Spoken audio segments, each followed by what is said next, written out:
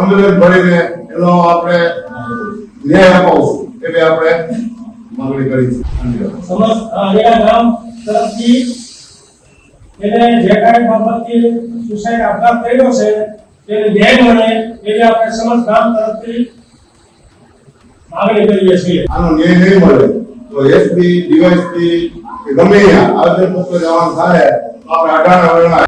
નમસ્કાર મિત્રો, રીબડાના પાટીદાર યુવાન એટલે કે અમિત ખૂટની આત્મહત્યા કેસમાં વિરોધ હવે ધીરે ધીરે ગ્રામ સ્તરે વધતો જઈ રહ્યો છે। હા મિત્રો, ગઈકાલે ગોંડલ તાલુકાના અનીડા ગામમાં સર્વજ્ઞાતિ સંમેલન મળ્યું હતું, જેમાં ગ્રામજનો દ્વારા અમિત ખૂટની આત્મહત્યા અંગે દુઃખ વ્યક્ત કર્યું અને તાત્કાલિક ધોરણે અમિત ખૂટના આરોપીને ધરપકડ થાય અને અમિત ખૂટને ન્યાય મળે એ માટે પણ વાતો કરવામાં આવી। જો એવું નહીં થાય તો ગ્રામજનોએ ચીમકી ઉચ્ચારતા કહ્યું હતું કે જો આરોપીઓની ધરપકડ નહીં થાય તો રીબડામાં મોટું સંમેલન બોલાવવામાં આવશે। તેઓએ એવું પણ કહ્યું કે ખૂટને ન્યાય મળે તેવી અમારી માંગ ગઈકાલે અનીડા ગ્રામ સમસ્ત્રની બેઠક મળી હતી, જેમાં ગામના આગેવાનોએ કહ્યું હતું કે કોઈ પણ વ્યક્તિ આત્મહત્યા કરે ત્યારે તેમાં કોઈને કોઈ કારણ હોય છે। ગ્રામજનોએ કહ્યું હતું કે કારણ શોધવું અને જવાબદારો સામે કાર્યવાહી કરવી એ પોલીસનું કામ છે। પોલીસ દ્વારા તાત્કાલિક અંગે આ કાર્યવાહી કરવામાં આવે અને પરિવારજનોને ન્યાય મળે તેવી માંગ છે। જો તાત્કાલિક આરોપીને સામે કાર્યવાહી નહીં કરવામાં આવે તો રીબડામાં સર્વ સમાજનું મહાસંમેલન બોલાવવાની તૈયારી દર્શાવી છે।